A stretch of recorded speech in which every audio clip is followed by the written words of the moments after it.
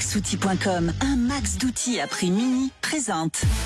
Sud Radio, le journal des sports. Avec Louis de Kergorlet. Bonjour Louis. Bonjour Jean-Marie, bonjour à tous. À la une de cette actualité sportive, 2 duels franco-français en demi-finale de Coupe d'Europe ce dimanche.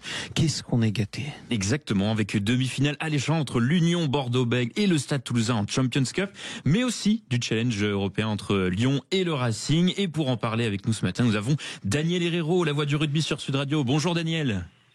Amis de Sud Radio, bonjour. Salut Daniel. Bonjour. Bon, alors, bonjour à tous. Commençons avec ce Toulouse-Bordeaux. Alors c'est vrai que les Bordelais apparaissent comme favoris, surtout face à un Toulouse privé de sa star Antoine Dupont. Mais est-ce que les Bordelais partent tellement favoris que ça aujourd'hui ? Sans aucun doute que l'on ne peut pas formuler aussi catégoriquement. Non, Bordeaux n'est pas favori de ce choc de demi-finale du championnat d'Europe, tu vois, entre deux grands clubs français. Et les deux sont dans une phase, les deux équipes, Bordeaux, Toulouse, une phase rayonnante. Ils ont accompli une saison plutôt pleine dans l'ensemble des secteurs du jeu, tu vois, sur la langue offensive, sur la santé des hommes, sur des rotations de grands joueurs. Les deux équipes sont quand même franchement très très propres, titulaires d'un système de jeu très très très cousin. Elles sont très offensives, elles ont un volume de joueurs de très très haut niveau et qui fait qu'il est assez difficile de les séparer. Mais elles sont sûrement toutes les deux dans des dispositions où elles pourraient produire leur meilleur rugby, ce qui fait que cette demi-finale française pour la Coupe d'Europe, elle nous met en bouche et en appétit parce que incontestablement, peut-être ce qui se fait de mieux en Europe se jouera cet après-midi à Bordeaux en demi-finale. Daniel, produit leur meilleur rugby. Est-ce que c'est vraiment le cas pour Toulouse qui est privé, on l'a dit, de Dupont, mais de Ramos, de Movaca? Ça fait beaucoup d'absents.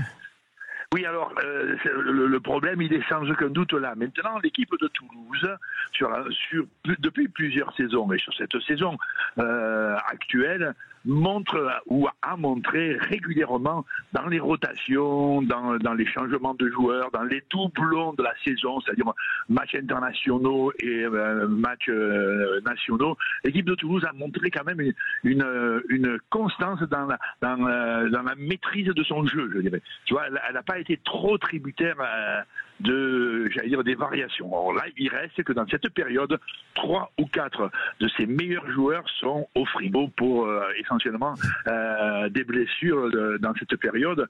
Et ces blessures-là sont sans doute un tantinet préjudiciables parce que ces 3 ou 4 joueurs, on pense à Ramos et à l'évidence, on pense à Peato Movaca, on pense bien sûr à Antoine Dupont, ce sont quand même des joueurs qui ont un infini talent et qui ont aussi un grand rayonnement sur les autres. Ce sont des joueurs qui sont à la fois stratèges de jeu et en même temps stratèges, de qualité technique et collective. Et justement, là, quand on pense aussi à Daniel, peut-être pourrait souffrir un peu de cette absence-là, mais il y a un tel potentiel des grands joueurs à Toulouse, et notamment de joueurs très complets, qui fait que je ne crois guère. Maintenant, sans doute, Par rapport à Bordeaux, on pense notamment à ces arrières, ces ailiers supersoniques, Penaud et Bielbarré pour pas les citer.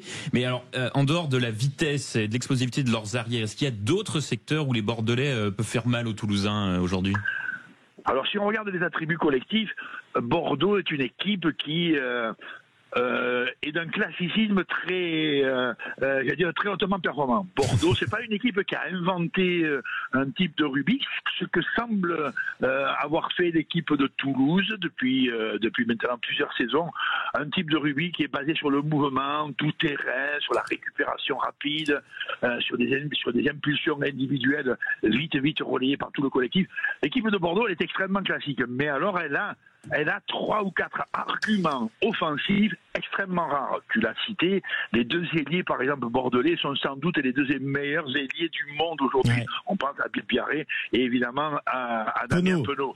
Mais il reste quand même que si tu regardes la période de demi bordelaise, c'est sans doute aussi peut-être la période de demi, c'est-à-dire là où il y a l'initiative, là où il y a la stratégie, là où il y a la vision, là où il y a le jeu au pied, elle est quand même de très très haut niveau.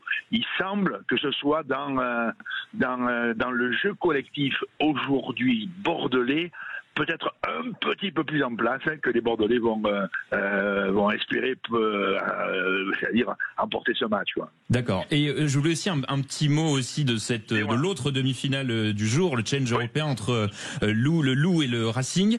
Déjà, quel est le favori? Et puis surtout, on sait qu'ils sont pas au mieux en top 14. Alors est-ce que une finale européenne, ça peut relancer la saison d'un des deux, ou au contraire, est-ce que ça alourdit le calendrier dans la dernière ligne droite où tous les points vont compter? Oui, ça c'est effectivement une hypothèse. Bon, là nous sommes sur le championnat d'Europe, on dira de deuxième niveau, quoi, hein, la coupe le challenge européen. Ouais. 2 équipes françaises en demi-finale, c'est aussi quand même réconfortant pour le rugby français. On en place 2 chez les très grands, Bordeaux-Toulouse. On en place 2 chez le championnat, on dira d'Europe, chez les grands quand même. Et ces 2, le Racing et l'équipe lyonnaise, le Loup, ont effectué un championnat national et domestique plutôt moyen, avec des alternances de temps forts et de temps faibles. Il reste que là, elles sont assez proches, celles-là aussi. Les Parisiens du Racing ont été un petit peu décevants sur la régularité, je dirais. Ils n'ont pas toujours produit un rugby très en place. Il semble que là, sur cette fin de saison, sur cette période de l'année, ils arrivent à un peu plus de maîtrise, peut-être un peu plus de confiance dans leur jeu, à un peu plus d'équilibre entre le jeu d'avant et le jeu de construction offensive. Je les mettrai dans la catégorie. Ce match, il est au demeurant intéressant parce qu'il y a quand même effectivement l'hypothèse que si ces 2 équipes-là réussissent cette demi-finale-là, il est probable aussi que ça pourrait les relancer pour une fin de saison de meilleure allure. Ça motive. Moi, je pense qu'il y aura un joli match, et peut-être quand même que les Parisiens du Racing se présentent comme favoris face aux Lyonnais. Voilà. Coup d'envoi à 13h30 pour ce match Lyon-Racing 92 en Challenge Cup, et coup d'envoi 16h pour ce choc Bordeaux-Bègles-Toulouse, le vainqueur de ce match qui affrontera en finale les Anglais de Northampton. C'est une énorme surprise. Ils ont battu le Leinster irlandais hier. Merci Daniel. Merci à tout beaucoup. À l'heure. Merci à vous. Et bon match, surtout sur Sud Radio, la radio du rugby. On parle d'argent maintenant? Et ben voilà, on va parler de Ligue des Champions. En football. Exactement.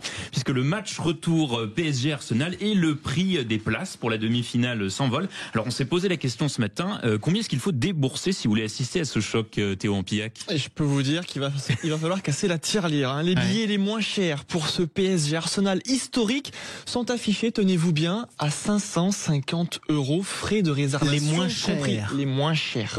Sur le site Ticketplace. Donc à ce prix-là, en plus vous êtes pas très bien placé, vous êtes en haut de la tribune Boulogne, derrière les buts. Donc autant dire qu'en termes de vision, c'est pas super quoi. Mais les tarifs grimpent vite selon la zone où vous êtes. Les prix peuvent atteindre plusieurs milliers d'euros. La plus chère, c'est 5 000 € en bas de la tribune Borelli, sans compter les frais d'inscription qui sont eux à 900 €. Donc au total, on est à peu près à 5 900 €, 6 000 €. Oui, donc ça fait une sacrée tirelire. Oui, sacrément. Alors pourquoi ces tarifs sont-ils si importants? Premièrement, à cause de la rareté des billets. Sur les 48 500 places que contient le Parc des Princes, 38 000 sont déjà des abonnements, ce qui laisse finalement peu de place aux autres pour pouvoir acheter, à peu près 12 500. Et puis c'est surtout à cause des petits malins qui s'amusent à revendre les places au marché noir. Certains revendeurs sur les réseaux sociaux vont jusqu'à acheter des places 100, 110 € et puis de revendre 400, voire même jusqu'à 3 000 € pour certaines places VIP. En tout cas, une chose est sûre, le parc sera plein mercredi prochain. Pour la 164e fois consécutive, le PSG jouera à guichet fermé. Oui, effectivement. Bon, en même temps, écoutez, s'ils remplissaient pas leur stade pour une demi-finale de Coupe d'Europe, faudrait vraiment les en expulser. Manu Militari quand même. Merci beaucoup Théo Ampillac, merci à vous Louis de Kergorlet.